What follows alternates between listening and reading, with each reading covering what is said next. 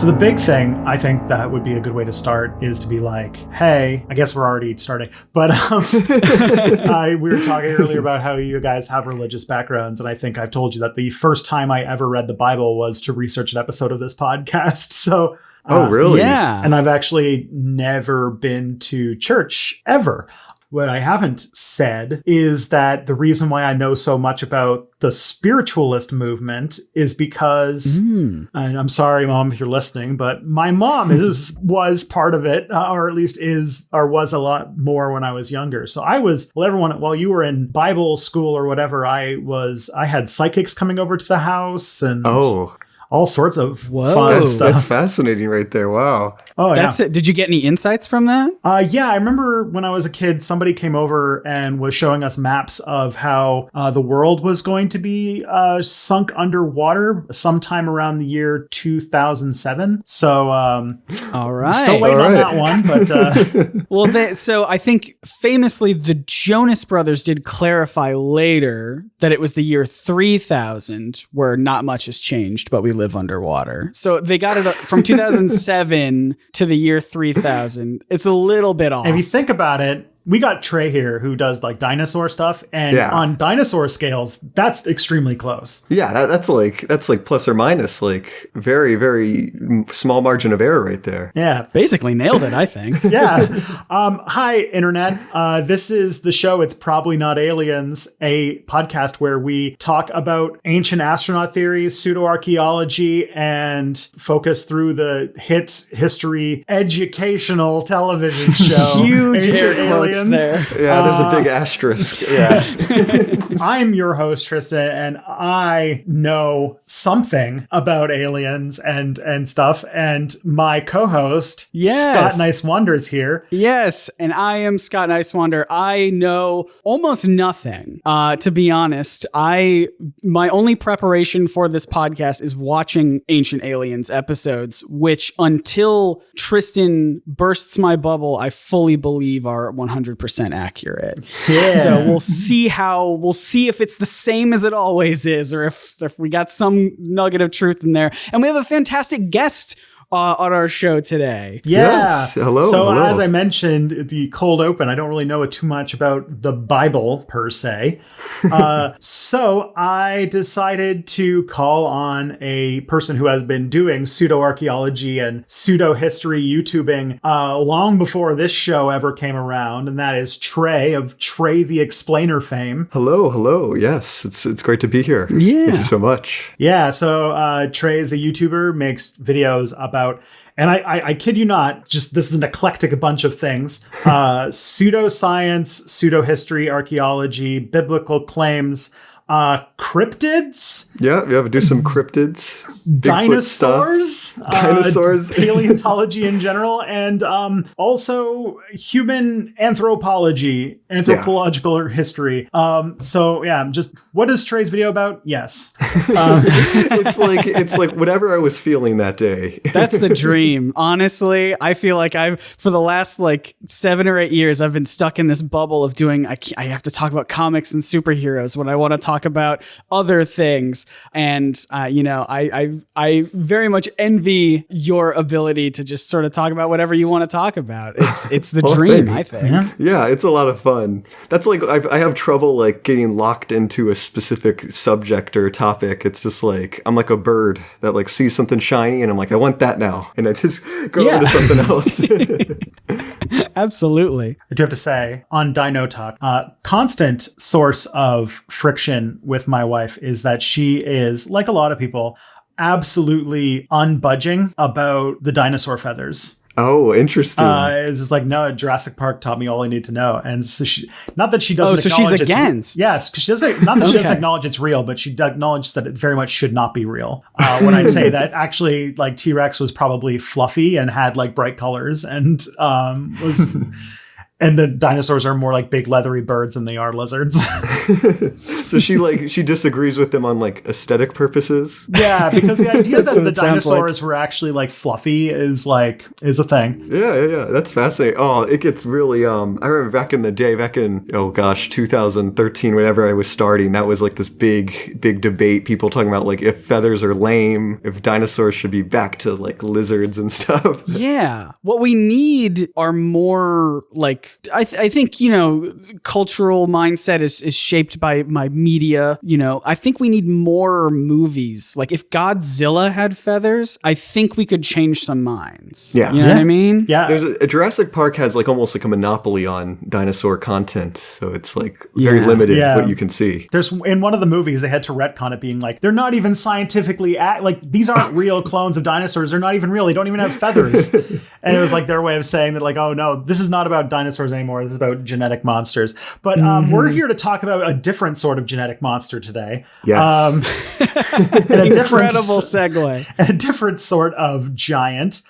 Instead of giant, like a giant version of a budgie that could eat you, we're going to think about giant people. And this is why we got Trey in today, because Trey, you've done a video or two on the subject of today's episode, the Nephilim, Yes. which I found out are not just the name for the main character of Diablo 3. So please, I've got some notes here. Yeah. And Trey, if you've got juicy tidbits to add, I do. Yeah. to let us chat about, Yeah, then please interrupt at any time. Okay. Yeah, I'm so bad with interrupting, so I got to really push myself. it's all good. We'll give you lots of room. Don't worry. Okay, good. So let's lay out what the ancient aliens people say about the Nephilim. One of the coolest names for something in the Bible, per se. Absolutely. It's yeah. right up there with Leviathan and trying to think Behemoth. of the other Behemoth. Yeah. Well, yes. the word Nephilim. Do you know what Nephilim means in ancient Hebrew? No. No. It literally translates to something like roughly around like the fallen or like the fallen ones or something like that. Ooh, yeah. We'll get into why that is. Yeah.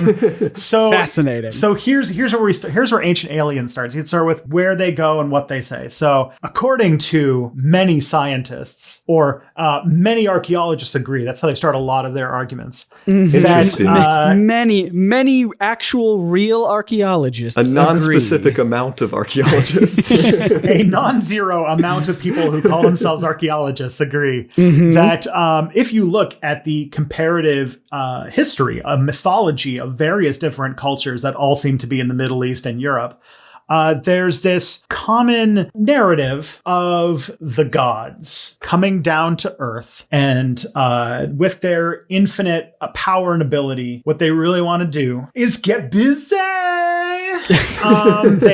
That's all they want to do. Yeah, they find human women absolutely irresistible. And so whether humans, mountains, geese, actually that's just one god, never mind.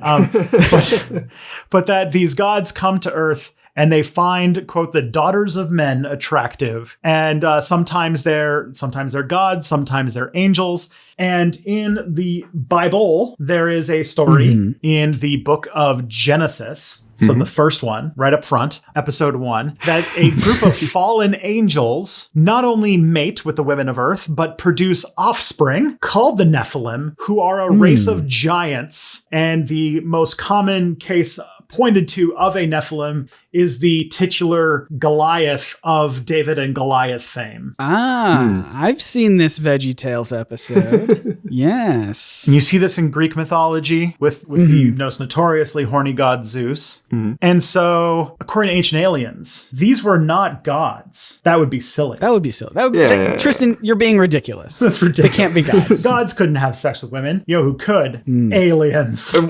Aliens. I don't even know if that's possible. Listen, biology aside, it was aliens. And furthermore, just a little bit of more of a touch is that any references to virgin births, that was artificial insemination. So we're covering a lot of ground here in this topic. yeah, which because I think we've talked about this in the past, that it's weirdly biblically literal, but also to say that the Virgin Mary was artificially inseminated might be the most sacrilegious thing someone could say. So hold on, can you explain, are these different aliens? Because some of them are giants. Was Jesus a giant? No. Okay. No. No, I don't think so. Because I don't think so either. in the Bible, in the Book of Enoch, we'll get to this a little bit later, but God gets very mad and washes them all away with global flood. Okay, so the Virgin Mary stuff was not aliens. It was some. But it was also aliens in ancient aliens' minds. Yes. Okay, different aliens. Different Yeah, aliens. it seems like ancient aliens, their timeline's a little confused right here. Mm-hmm. Yeah. There's a few thousand years off. It's fine. Again, dinosaur timelines. It's good. So that's the claim that we're looking at today. And to get started, there actually is something quite interesting about these common theories or these common stories that show up in mythology of gods or, celestial entities coming to Earth. Sometimes it's demons in various cultures around the world coming to have sex with women. There has been some research into why this is. It seems to be a common trope that comes up. One theory that I think is very viable is that apparently this is a common experience when one is experiencing sleep paralysis. Yeah. So sleep paralysis is a thing that happens when, all right, science time. When you are sleeping, your body paralyzes itself so that when you're dreaming, you don't just do like what dogs do, where your like legs are running while you're sleeping and stuff like that. So that you stay still while doing all your dream stuff. Yeah. It paralyzes your body. But there's this kind of state that you can get into, and only some people can have it, where that process of paralyzing the body goes through, and you're still sort of conscious and awake, but you can't move. And because you're sort of in this half dreamlike state, you tend to have waking dreams. And a lot of stories that refer to like succubi or having sexual liaisons with like demons and stuff like that could have roots back to this. And also there are stories of people who have been visited by aliens in more modern day, like, UFO sightings that also have to do with this sort of coming to you at night while you're in bed. And so this is just one thing that comes to mind, is that this is why this story shows up a lot. Can I interrupt here? Have either of you experienced sleep paralysis? No. I have not, but my mom has apparently. A dark shadow attacked her one night or something very long time ago. She believes it was a demon. Oh, but that's no good. I think it was sleep paralysis. I experience sleep paralysis quite constantly, actually. Okay, so I was just describing your personal nightmare. I'm sorry.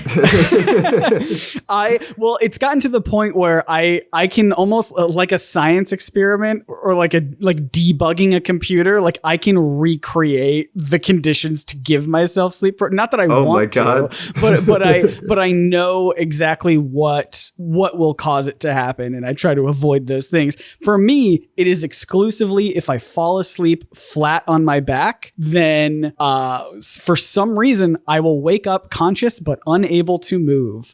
And it is terrifying every single time. And have you seen stuff? I don't want to delve too deep on horrible things. I've never seen anything. That's the thing. I've never seen like a hallucination or anything like that. The very first time it happened, I was in class. I fell asleep in class. No.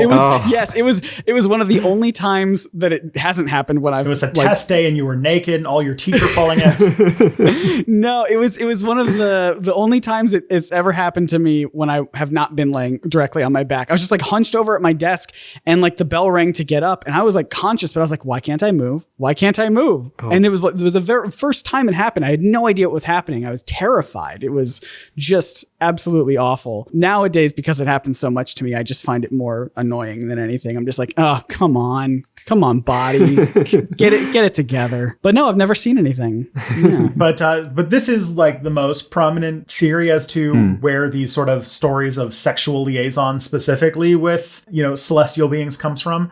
And that's why it seems to be a universal cross culture. That's just one explanation. Yeah. That's like the boring biology one based in research and such. Oof. But yeah, it is something that's worth looking into. And I don't have answers on that front, but I thought that was just an interesting way to get started. Well, it definitely definitely could be that, like, I could see, like, people in the past depicted their gods very human-like, and it's just a very human-like behavior to interbreed with people and all kinds of stuff like that, especially in the ancient times, where, like, I could see where it's just like an anthropomorphizing of the deities themselves. Mm-hmm. Yeah. That's a good way to look at it, yeah. But in this particular case, in Christian and Jewish mythology specifically, these are the story of the Nephilim come from the Book of Genesis. Specifically, for anybody who loves their specific numbers, chapter 6, verses 1 to 2 and 4. Mm-hmm. According to Genesis, Jesus, he knows me, knows I'm right. Wait, no. Okay, that's a different Genesis. Sorry, I had to, that one's from my dad. But essentially when human beings began to increase in number, I think I'm actually quoting the Bible here. All right. I'll put a Bible voice here. When human beings began to increase in number on the earth, and daughters were born to them, the sons of God saw that the daughters of humans were beautiful, and they married any of them they chose. The Nephilim were on earth in those days, and also afterward, when the sons of God went to the daughters of humans and had children by them. That's from the New International Version. So I think part of this has to do with trying to answer the age-old question, Adam and Eve have babies. One baby kill other baby. Yeah, back to one baby then. And then the next chapter, there's just people. And they kind of are just like, well, where... they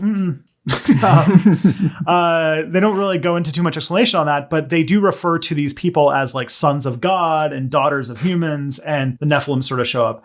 If I'm wrong on that one, just let me know. But that seems to be like the point they're trying to fill in here. The sons of God is a really interesting thing where the word used specifically, it's people are going to criticize me for my pronunciation, but it's like bin Elohim, which a literal translation of it is Elohim is a name for God. There's like multiple versions, and that one specifically, it's weird where it's a word that is often translated as singular, but it's in truth it's like a plural noun. So it should really translate to the sons of the gods, which is very interesting. Mm-hmm. That is interesting. Yeah, it's weird. In Genesis, God, especially in the early chapters, is often referred to as, in that Elohim, as like the gods. And it might be why like a lot of the pronouns are plural and stuff. It's very interesting. It's very weird. It'll make sense later. Yeah, it's sort of, I think there's some people who study like very, very ancient Judaism, like pre-biblical Judaism, suspect that Judaism was a polytheistic religion very early on, and that they sort of were a council of gods called the Elohim, and then they sort of got merged into a single figure over time. Yeah, they were like retconned. And even in those early books, they don't refer to God like in the sort of like, this is the only God, there are no others, they are all fake, but actually that this is our God and it's the best one. Mm-hmm. And even in the story of Moses, they acknowledge that at least the Egyptian gods exist, just that Yahweh kicks their butt with stick snakes. So yes, so many Christians do consider these people to be the sons of God and the daughters of humans, to be different families of Adam and Eve's children. But another interpretation is that the Nephilim are the children of the quote sons of God and daughters of humans, although scholars are uncertain. But what we see later is that in the King James Version, again, not in ancient biblical times, but partially written by William Shakespeare times, the Nephilim get translated to a new name, which is giants, or Giborim. And so that's that part. Then we kind of get more of the story in the Book of Enoch, which is sort of going back and reinterpreting this part of Genesis, and says the sons of God are actually 200 angels called Watchers who descended to the earth to breed with humans, and that their offspring were the Nephilim, giants who, quote, consumed all of the acquisitions of men. So they were sort of like tyrants over the planet. And the example that often is brought is Goliath, because Goliath is a big bully. I know that in like the Book of Giants as well, which is like sort of a book that was written around that same time as Book of Enoch, they explicitly name like Gilgamesh in Humbaba as Nephilim as well, which is kind of weird. Wild. They were in the same soup, right? Yeah, and Humbaba is an interesting one where Humbaba is this weird, in the Epic of Gilgamesh, he's this bizarre sort of like minotaur like monster that has intestines for a face. It's very weird to see this in like the Israelite canon. That's awesome. It's interesting how because it comes from this time where polytheism was the norm, Right. and so they don't like not acknowledge the mythology of other regions, like today, where all monotheistic religions just assume that all the other ones are false or don't work. But it is that they all exist. There's this one, this god is ours, and this god is the strongest one, and that kind of thing. And so you do end up with like a lot of like mythical entities from other cultures just sort of being added in because like it's not mutually exclusive at that time. Yeah. There's a secret like third mention of the Nephilim at one point. Oh. And it's only in some versions of the Bible. It's very interesting. It's in Ezekiel 32:27. And it's, we did an episode on Ezekiel. Oh, nice. It's only found in the Septuagint version of it, which is a Greek translation of an older. I got to get my map out. Like, there's so many versions of the Bible, it's hard to tell which one's related. Absolutely. But it's like a Greek version of a Hebrew version that uses a different branch than our modern Bibles. And so it says, "They lie with the warriors, the Nephilim of old, who descended to Sheol with their weapons of war. They placed their swords beneath their heads and their shields upon their bones. For the terror of the warriors was upon the land of the living." Very interesting verse right there. Ooh. And it mentions Sheol, and Sheol is this interesting concept in ancient Israelite cosmology or ancient Hebrew cosmology, where it's often translated as hell in modern Bibles, but it's really similar to like Hades, where it's not really a bad place, but it's more like an underworld that's kind of like you end up there when you die, and it's neither really good nor really bad. And how it's voiced is it says that the Nephilim are like these old warriors, these really strong warriors that had huge weapons and stuff like that. Yeah. But not necessarily like giants. Yeah, it doesn't really mention giants. The Nephilim, they have the epithet like the mighty heroes, or the great men, or something like that. Yeah. So they're more like warriors. Okay. Now, what's interesting here, and this is something I kind of think that you'd be able to talk more about, Trey, which is if you've ever followed, especially like young Earth creationist or like Christian archaeology type stuff, one of the things that they try to look for, dinosaurs that aren't old or signs of the flood existing, but one that shows up a lot, and there have been a lot of hoaxes over the years, is skeletons of giants. Oh, yes. Because it would verify that the Nephilim did exist, right? Yeah. There's a lot in like pseudo-archaeology circles, like giant skeletons. Like there's like tons of these awful photoshopped images of them, and there's like these weird conspiracies that archaeologists are like hiding giant skeletons around the world. Now, like, I don't know what our reasoning would be to do this. Yeah, I always wonder why. That's whenever there's like a big conspiracy like that, it's like, what's the reason why? Just as a fun little game, a little puzzle, if you can put it all together. Yeah, there's like a whole conspiracy group of people that just believe like building-sized humans once existed, and I can't really say much about it because it's just kind of silly.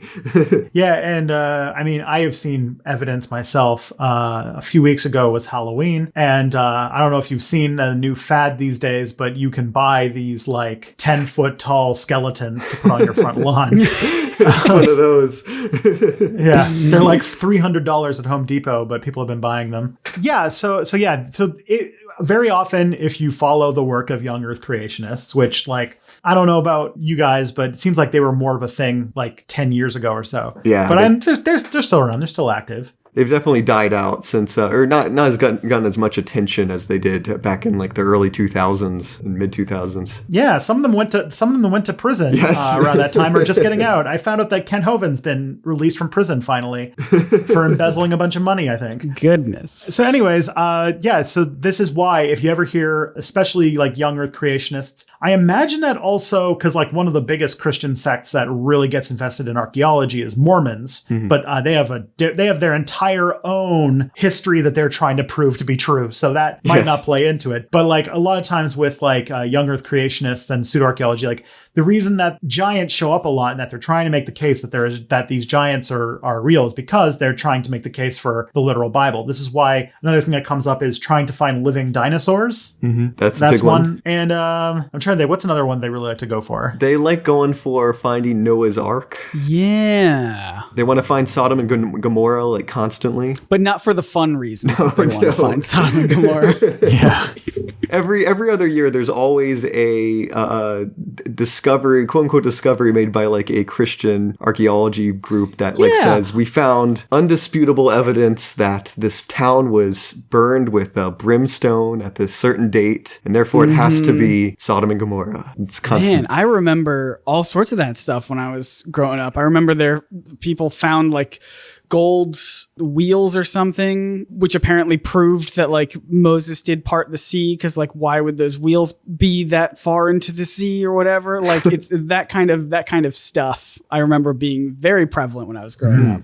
Now, what I find interesting about that is that there's that kind of way of trying to show like literal Bible truth. There's the other one that also the History Channel does that I think is also like really weird and fascinating. And this is one that we're not going to get into here, or I'm going to get into here just briefly, but that they try to like science away all of the Bible. Oh, like yes. I remember, for example, they try to claim that the turning the Nile to blood was some sort of like algal bloom. Yeah. And that Moses didn't exactly part the Red Sea because it was actually the Reed Sea, which is a much shallower part that has like a low tide thing. Oh, wait, they just like had it was like a typo? Like it wasn't the Red Sea, it was the Reed Sea? Which, you know, I don't think the word red was the same word when it was first made. But It looks so close in English though, doesn't it? yeah. I've heard people try to explain the parting of the Red Sea as the Minoan eruption, and they try to like fudge all these numbers by like getting this thing that's like 1,000 years separate from it, and they go like, oh yeah, this is kind of close enough. So this volcanic eruption caused a tidal wave that to recede, and and I can really get into like the Exodus timeline. The timeline of Exodus is bizarre and how it doesn't make any sense. Oh, man. Well, you know, this is the problem. This is the problem with taking something literally. Like, Right. we always want to point out here that I don't really like being a jerk to people's sincerely held religious beliefs. And like, there are a lot of people where the Bible is, you know, it's apocryphal, and like these are stories about morality and about, belief and like, faith. Like the Moses story is about how, you know, ironclad faith will get you through the worst of times, that kind of stuff. And like, that's a great part. But to then be like, no, he literally, his stick turned into a snake and it killed the priest snakes. And then they literally went through. And then you get the next level where then you go literal, then you go back to science. You're like, and that's how they lived in the desert because they ate algae from the manna machine. Oh my gosh. Yeah, that was powered by the nuclear powered Ark of the Covenant. Yeah. Oh my god. Yeah. So in our tale, the Nephilim are a race of giants who are terrorizing humanity and stealing all of their resources. So they're essentially billionaires at this point. I was thinking Wall Street bankers. Boom. Yeah. Shots fired. Commentary, hot off the presses. Yeah, but then they can when the humans can no longer sustain the Nephilim turn on them. And at the same time, when the Watchers were here making all of these Nephilim, they also taught humans the forbidden arts like metallurgy, metalworking, cosmetics, sorcery, astrology, astronomy, and meteorology, which to me also has big vibes of the story of Prometheus from Greek mythology, of him being punished by the gods for teaching humans how to make fire. So we have another recurrent, because I mean, the Greek world and the Middle Eastern world were not super far apart, so they definitely all had conversations with each other mythologically. So not only Watchers come here and teach us all of this forbidden wizardry, but then also just love the Earth Women and just have all these Nephilim children that then become terrorized. These Watchers, these angels that were here just to, you know, look over us, for, you know, take watch for God, have really made a big mess of things. Yeah, Tristan, who's watching the Watchers? You know? Turns out the answer is God. Because at some point, God finally finds out about all of this just mischief going on Earth, and shows up and he sees this just mess that's been made, that all these ideas have been poisoned into the people. The angels are having children with the people, and it's just an absolute mess. So he imprisons the Watchers under the ground, which we'll figure out how that's significant later. and also decides like there's really no way to like fix this situation, so we're just gonna grab Noah and a few of his sons and 2 of every animal, and we're just gonna flood the planet and start over. Yeah, wash it all down the drain. Start fresh. And so the answer as to why there are no Nephilim today is because they all died in the Bible flood. And yeah, so Noah was, the way to save it, because Noah was the only pure human that he could find to do this thing, or at least one of the few pure humans who didn't have any angel blood at all. After this, because the Watchers are referred to because they disobeyed God, the Bible then describes them as, quote, fallen angels, which, if you know your Christianity, you know that fallen angels kind of also go by the name of demons. So, and underground also has a special significance to Christianity. So that's essentially the short version of the role that the Nephilim play in the Bible and biblical mythology, and then a whole lot of other tangents as well. Yeah. So what do the ancient aliens people believe? We're gonna answer that question after these ads. If there are ads. If there are ads, we don't even know. After this quick break, that might be quicker than you think.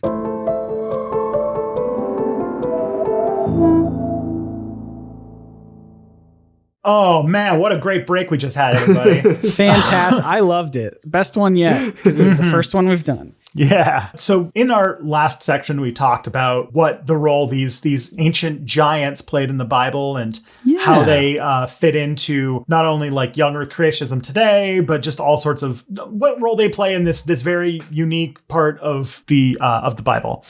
So the ancient aliens people come around and pick it up, and they argue a whole new set of interpretations of these Bible facts, which instead of thinking that maybe this is ancient mythology and shouldn't be taken literally, instead they go, no, we're going to take it even more literally. So all mythology is just aliens, and we couldn't understand it, so we made them gods. Exactly. So according to the ancient astronaut people, the story of the fallen angel, of the Watchers and the Nephilim, is an account of extraterrestrials visiting Earth that we called the Watchers, because they were astronauts and their mission was to observe humanity. So this is like, they basically did a big violation of the Prime Directive here. This is definitely a peak Captain Kirk move. Oh yeah. This is Marvel's Uatu the Watcher swearing not to interfere, and then always inevitably interfering in some capacity. Honestly, like if they just say like, all right, you have to sit here and watch and don't do anything, and then sometimes you accidentally cause a Hiroshima to happen, and yeah, wait a second. How does that fit into the rest of their canon with like the... No. That's a reference to the movie The Eternals, where they have a very sensitive to the Japanese people scene where they just sit around in the burning crater of Hiroshima and say, well, shouldn't have done that one. Oh, yikes. Yeah. Whoa, that sounds bad. It's not a great movie. It's not my favorite movie. Oh, God. I thought you were talking about like the ancient aliens conspiracy that has to do with like ancient nuclear bombs and stuff. That is another real one, for sure. For sure. Absolutely. It's Mohenjo-Daro and all that. Yeah. This podcast has decades of content to sit through. Oh my gosh. I think at this point we've done over 20 episodes, and we've made it to maybe episode 2 or 3 of the show. We are officially in episode 3 by the last episode that I was researching, which is actually like 3 or 4 episodes from now. That's wild. That's really it's taking us so long. It takes so long to debunk these things, and they rattle them off so quickly. So the Watchers are aliens, of course, and they disobeyed their orders, and they crossbred with the human females, and they shared their advanced technology with us, making the pyramids, making the Ark of the Covenant nuclear reactor, making the Mana Machine, making the Vimana airplanes. And when you have airplanes, you need airports, so they made the Nazca lines and everything like that. Did they send out for the Egyptian helicopter? That's like it's like literally just like an error that happened where they wrote on a piece of paper twice. Oh no, I don't know about that one. Oh man, I wish to see this. There's a hieroglyph in Egypt somewhere that looks like an Apache helicopter, but what had happened is that the Egyptians reused the same piece of wall twice and wrote on top of pre-existing writing, and it just makes it look like a helicopter. Oh, and people were like, look, they had giant helicopters. They just didn't have whiteout. Yeah, I can't wait. I can't wait to get to. There's so much more. Trey, you're just showing us that we have such a deep well to dig into. I know. It's exhausting.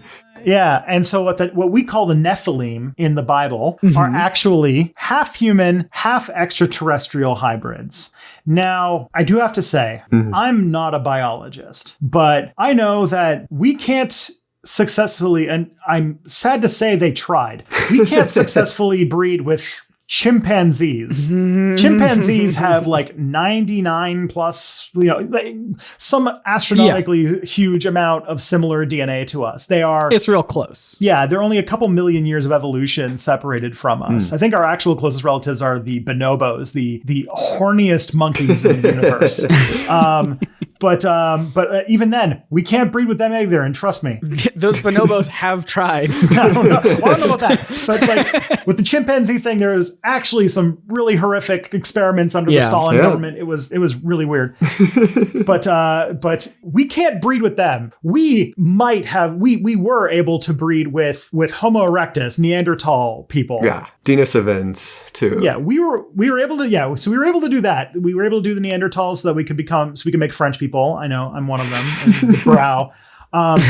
And Denisovans. Where are those people from? So people that are descended from them are typically from like the Pacific Islands and like Papua New Guinea and stuff. Oh, cool. Yeah. Any relation to because there was the what's it called? Those the Flores people. Hobbit humanids? Yeah. The Homo floresiensis. They are not related to them. Those are another branch that of Homo erectus, or not even Homo erectus. They're debated. There's a lot of like conjecture on where those guys came from. Just that there was a lot of humans bumping around back then. Well, you guys in the audience, you probably have heard me talk a little bit about this in my interview with Lena Vincent a few weeks ago. But any biology, like I'll just put out there, any biology we discover in the universe that is extraterrestrial, as in it evolved from a separate biochemistry to us, is going to have less in common, if it even has genetics, will have less in common with us than us with dandelions. Or like bacteria, literal bacteria will have more in common with them than an alien species. Yeah, so if we find a truly alien living creature, the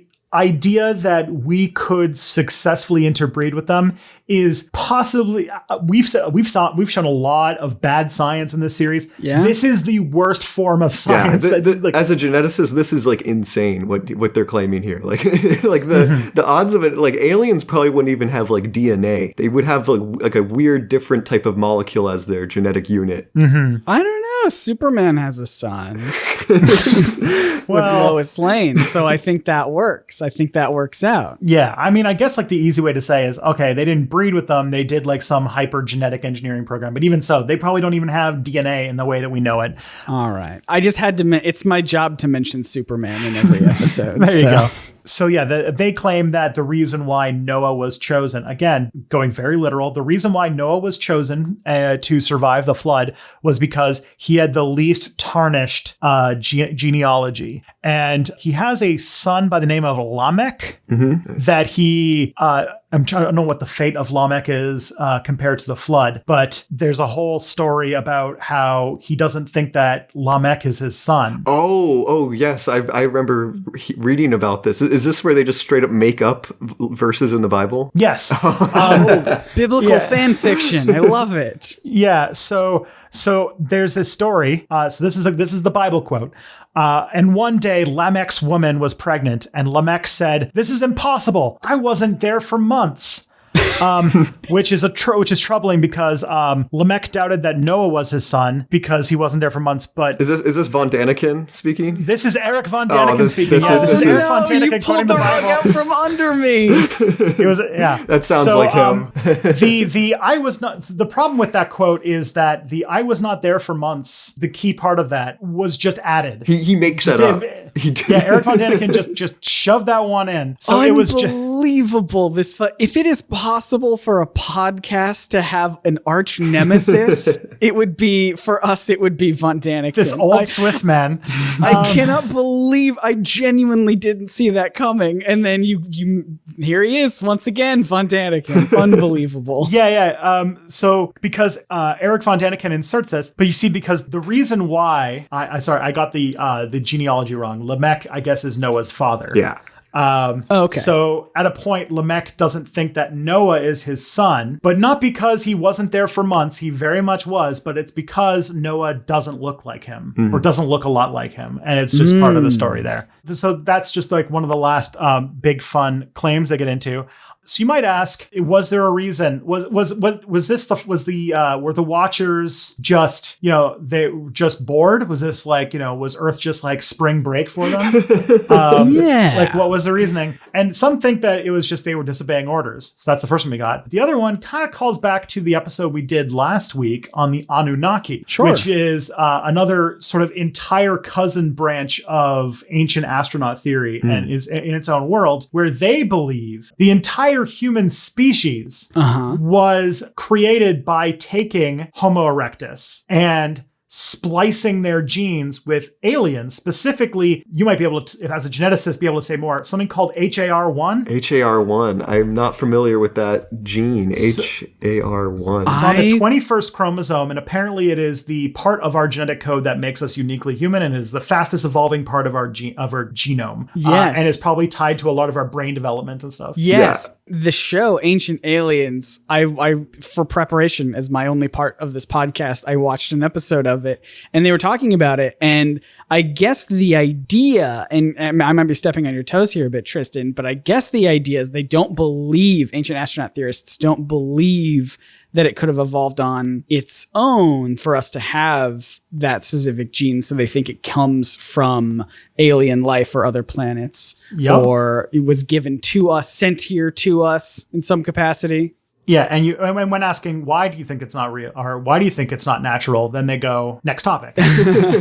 I knowing Ancient Aliens' track record, I'd have to look at this specific gene to see what they're claiming about it. But knowing their track record, I'm assuming they didn't do their research. Yeah, I did Google this a little bit. So here's the little bits that I can get. One of the people who does think that HAR1 might not be naturally evolved is a certain scientist by the name of Dr. Crick, who is famous for being one of the two people who claimed to make or to discover the structure of DNA, which is fun because then one went into UFO science stuff and the other one went into hyper racism. Yeah. So both of them just bangers. I was not aware of this about Francis Crick believes this? According to Ancient Aliens. Oh, According to Ancient Aliens, yeah. It is mentioned several times in the episode I watched, and Dr. Watson, if anyone doesn't know, it became like a massive like race realist and believes that like certain types of people are genetically inferior to others. Oof. Yeah, they got one W with the discovering of the structure of human DNA, and it's just been downhill ever since, I guess. Could have just lived their life quietly, but nope. According to this other theory that humans were genetically engineered, the story in the Bible of Adam and Eve and the fruit of wisdom is actually a metaphor for the sort of uplifting of humans to our level of knowledge, right? Yeah, the apple gaining is, of consciousness, sort of. Yeah, the apple of knowledge is a metaphor for the aliens uplifting us. And now you might ask, why would you do this? Why would you just do a random genetic experiment on these strange precursors to the worst people, French people, with Homo erectus? I can say that I have the brow to. I have the brow and the very extensive family tree to be able to make fun of French people. And occasionally, you do pronounce French words good. Yeah. If there's anybody in Quebec with the last name Bilodeau, you're probably a distant cousin of mine. There are so many of us. So the reason why, and oh boy, does this get fun, is gold. Oh my God. So what they believe is that gold is a very rare element in the cosmos, which, not particularly, but okay. And that they came to Earth because Earth was particularly rich in gold, which is not even true in the solar system. Yeah. And that the Anunnaki, the lizard people, came here to mine gold. They got to get human gold. They got to get that valuable Earth gold. Earth gold, yeah. Despite the fact that, so they say that there's ancient mines and stuff on Earth that are like hundreds of thousands of years old. I haven't done the investigation into that because I think I might do an episode of its own on these 100,000-year-old mines. I'm pretty sure they stole this idea from H.P. Lovecraft. I think there's a story that has to do with the Migo or something like that, an alien race mining for gold. That would not be too inaccurate because Eric von Daniken did get sued for plagiarism, and one of the people he plagiarized was H.P. Lovecraft. Yeah, so there you go. Nailed it. Yeah, but so they made the humans because the Anunnaki themselves did not want to do any work. Relatable, honestly. So they're very lazy aliens. So they don't have robots to do it? I guess not. So they did it, instead of making robots, they genetically engineered humans to be a slave race and are the reason we exist. Which is very Lovecraftian. Yeah. The reason that we were put onto this earth was to mine gold. And all I can think of is that robot in Rick and Morty that's entire purpose is to butter bread or something like that. He passes the butter. Yeah. So this is interesting. That's a cool story. If we just found out that we were made to just be miners. I do have to say, as you mentioned, robots, probably an easier solution. Do it for free. And they're free. And we're close to doing that ourselves. Second, trust me, if gold was what you were after, there are way easier places to get it than Earth, and even in this solar system. So the reason why we are having so much trouble going to space is because it costs $10,000 a kilogram in fuel just to break the gravity well of the Earth. So getting things up and down from the gravity well is a huge undertaking. This is why when we're probably going to go to Mars, what we're going to do is build a base on the moon and build the ship that's going to Mars on the moon or around the moon because it has much less gravity. The whole reason why space is complicated and expensive is because of the gravity well. This solar system has an entire asteroid belt that we have discovered several that have gold deposits that could rival some of the largest deposits ever found on Earth. You could get all the gold you want from the asteroid belt, and you wouldn't have to deal with the issue of coming in and out of the gravity well. Right. This reminds me of, have you ever seen, what's that? It was like a movie, Battle Los Angeles or something? That recruiting film for the Marines that came out a few years ago. Yeah. There's a quote in it where the aliens are here because they want our water, which is really, really funny when you realize water is the most abundant molecule in the whole universe. They're just coming to destroy the Earth, and they're like, ooh, Neptune. Yeah. Oh, hey. What is a planet that's 10 times the size of Earth and has tons of water? They like a challenge. And they know that we'll put up at least a little bit of a fight. Yeah, I just want the scene where the alien spaceships are flying right past Europa on the way to Earth to get water. So I know this was a little bit all over the place, but this is sort of the state that Ancient Aliens is at when it comes to claims about genetic engineered humans. I think we can't even talk about humans being the source of genetic engineering from aliens without talking about the wonderful UFO sex cult, the Raelians, who are run by a man who's just named Rael. It's very popular in French-speaking countries and Japan, where they are a free love cult that believes that human beings are genetically engineered by aliens, and that they actually fund a organization called Clonaid that actually is trying to clone the first human, and it's its own whole own thing. That is a lot of information to take in. There. I'm looking at the Wikipedia page for these people, and the pictures are amazing. But yes, so all of these theories, I guess, is the main thrust of the many different claims that have to deal with humans and aliens interbreeding and making a race of giants that either are just us. So either the Bible is just talking about our own creation through colorful metaphor, or it is a literal race of giants made through breeding or genetic engineering that then, and this part gets a little murky, something happened and the ice in Antarctica melted and caused a global flood and the Anunnaki had to leave. And that then they'll come back because the planet Nibiru that they are on has a 3,900 and something year time orbit around the sun. Oh, A highly elliptical orbit, and that it was going to come back sometime in December of 2012. And astronomers didn't find this planet, this rogue planet going around? No. They called it the 12th planet, and I'm like, we're down to 9 now. So Yeah, we're barely. We got to find a couple more before we get to this one. That's funny. Yeah. So I will say that I actually kind of sympathize with the ancient astronaut people in this one. There is something interesting about the stories being so consistent across cultures of this one phenomenon happening. And if you were predisposed to believe that aliens were behind, the commonalities in human culture, this would be one to look into. This one shows up everywhere. But the evidence really doesn't, I had that whole diatribe earlier about sleep paralysis. I remember. That is a much more easy to understand explanation than somehow everything that we know about exobiology and just biology and basic biochemistry is wrong. And that aliens from light years away somehow were able to really violate the laws of physics to get here and then breed with humans without that even being possible. Yeah. Plus, I think we've learned today as well that about 1/3 of all podcasters has experienced sleep paralysis. There you go. So even more tangible evidence for you. Yeah. So I will say also that it paints a lot of mystery. It was talking about, maybe it's because of the age of the episode, because we're still in 2008 or so. But it talks about the Human Genome Project and how we've mapped out all these genes, and yet we still have so much that are called non-coding DNA that we don't know what it does. Oh, yeah. Yeah, they call it junk DNA, yeah. Oh, that's funny that they say that, because it's we've learned so much since that time. Yeah. And and so this is the other part that it kind of shows the mystery, because it's the human genome has been mapped pretty thoroughly.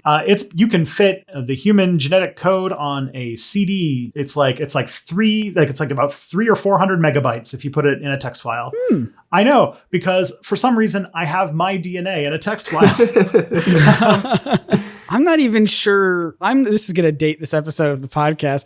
I was going to make a joke that I'm not even sure that Red Taylor's version will fit on ACD. There's 30 songs on there. Oh boy. Yeah, it's true. Especially that 10-minute finale. Yeah, that's a good one. It's a banger though. And also just, what's it called? You wouldn't be able to fit that many eggs on Jake Gyllenhaal's face on one disc. That's for sure. That is true.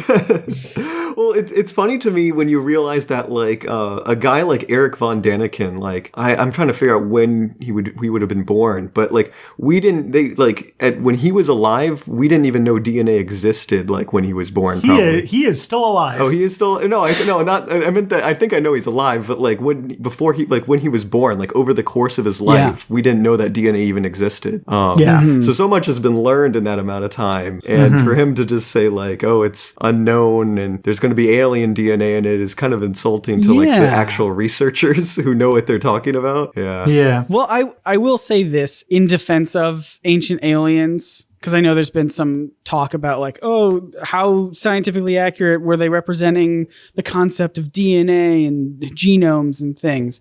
I will have you know that the episode of Ancient Aliens had a lot of stock footage of CGI DNA strands. Oh, where it's a DNA helix spinning around? Yeah.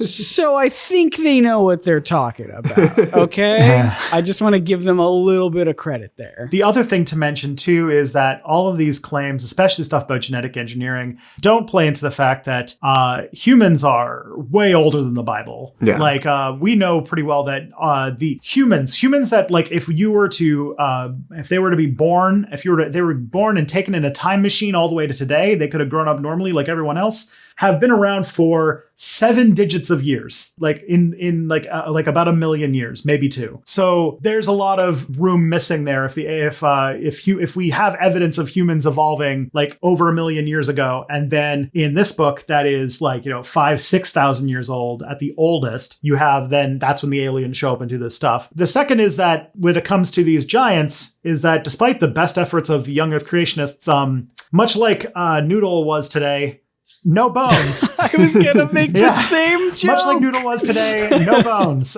We haven't found the fossils of any giants. We haven't found, old villages with giant-sized clothes or giant-sized, items. We haven't found, giant huts or any of the myriad signs that there would be that there were humans that were that huge. Yeah.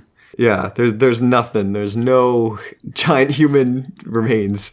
Absolutely. I will say it is funny to me that you're like, we haven't even found giant clothing or anything, because there is like a trend with current humans for the past couple of decades where we like to make the world's biggest whatever, like the world's biggest pizza or the world's biggest, ball of yarn or whatever. And they're all in the Midwest. That's where the giants are. That's where the giants are. If archaeologists came, observed this time, they'd be like, boy, they must have been making big pizzas for big people? I bet there's big people. Archaeologists and paleontologists in the far future are going to have the biggest trip, trying to explain everything, trying to explain how pugs exist. They're going to be like, what? They're going to find a pug skull. How did this happen? They're how did this exist? We're going to study the plastic age. And then the last little bit too is that both of these stories have heavily reliance on the existence of there being a global flood, and I'm sure Trey, you could speak to this better than I could. There's no, it's not possible. Even if all the ice caps melted, there would still be land, and this doesn't make any sense. And there's cultures that exist exist before the Great Flood and then continue existing until after the Great Flood, supposedly when that time period is, without any interruption. So kind of weird. And the wildest one that I always remember is that if the young Earth creationist story about the world is correct, then there are trees that are several thousand years older than the universe. Right. Well, and also, if they want to get into genetics, if there's a global flood, the genetic bottleneck that would happen as a result of that would be insane. The amount of inbreeding and we already did it before with Adam and Eve, but also it's funny because we're also just through some factor that we don't actually know very well. We are a remarkably inbred species because of there's that whole Toba catastrophe theory where they think, I think this is one's pretty debunked, but they compared to dogs and stuff like that, humans are very genetically similar to each other. Yeah, especially relative to other species. I think the theory, I'm gonna have to get know the literature that had to go with the Tambora eruption, but I remember they believe that the population of humanity was limited to several thousand or several tens of thousands or something like that, which if that leaves a genetic bottleneck, imagine 4 people. It just wouldn't be working. There just wouldn't be humans at that point. Yeah. No. I think the minimum, I remember seeing once that somebody said the minimum you need to have is 133 people to have a genetically comfortable species. Yeah. But to do that, you would also have to have it so that everybody was in a sort of giant polyamorous blob where just everybody would be having children with as many different people as possible just to keep the genetic mixing as wild as you can get it. So that's why I don't think personally that there were giants and that humans were genetically engineered to mine gold, but that's just my take. But there might be giants. But before we move on to the great beyond, I want to thank Trey for making this show so fun. Oh, thank you so much. I've had a lot of fun being on here. Sorry if I went on tangents. I feel like I just... That's why we got you. That's what you're here for. That's why you're here. This was super fun. I loved getting to learn. I loved all those tangents. I love getting to learn so much more about his... really a big part of the reason why I'm even here on this podcast is just because I like learning about history and cultures and ancient civilizations and everything like that. So it is just a treat for me whenever we get, as much as I love Tristan shouting facts at my ears every week, when we get someone new, it's very, very exciting. So thank you for making time to be here. No problem. Thank you so much. Now, if I was listening to this podcast and I was thinking, man, this Trey guy's really cool, what does he have to say about the Mothman? Oh, yes. Where would they be able to go? They'd be able to go onto YouTube and look up Trey the Explainer, or go on to, I guess maybe don't go on my Twitter. It's at Trey_explainer, I think. And then I also have a little podcast that's on on a lot of programs. It's the Plastic Plesiosaur podcast. I do it with my friend Miles, and we just talk about Bigfoot and Monster Quest and all kinds of fun stuff. Nice. That's amazing. Well, I'm pretty sure our listeners like podcasts, so you have a brand new one to listen to. Yeah. Everyone, we'll have Yeah. links to everything in the show notes to make it easier for everybody to find Trey's stuff. Thank you so much. Yeah. And as for this show, if you want to connect with us and our content, we have a Twitter. That's our main social media touch point, which is at Probs Not Aliens. Yep, we gotta fix that in the show notes, Tristan. It's in the template. This is just an older one. Uh-huh. And of course, Scott and I have our own YouTube channels, Nerdsync. Yeah. Talking about I have a YouTube channel called Nerdsync where I talk about comics and superheroes predominantly, but I also am trying to talk about other nerdy things that I'm interested in. Mostly it's been Scooby-Doo. So if you're interested in Scooby-Doo lore and in history and things like that, come check it out. Scooby-Doo lore, that sounds amazing.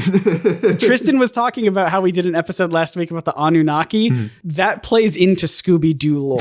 Like for lot. real. Genuinely, it is like a crux of Scooby-Doo lore, these Anunnaki. I also should note that I do love how we are week by week just workshopping your elevator pitch for Nerdsync. It's changing so much. Where can people find your stuff, Tristan? I run a channel called Step Back. It's about how history and the present are fundamentally related, and it's usually sad. And if you like this podcast, we thrive on two things: word of mouth, because there's no podcast algorithm. So word of mouth, sharing with your friends, telling people, putting it on USB sticks and throwing it at people. All those things welcome and encouraged.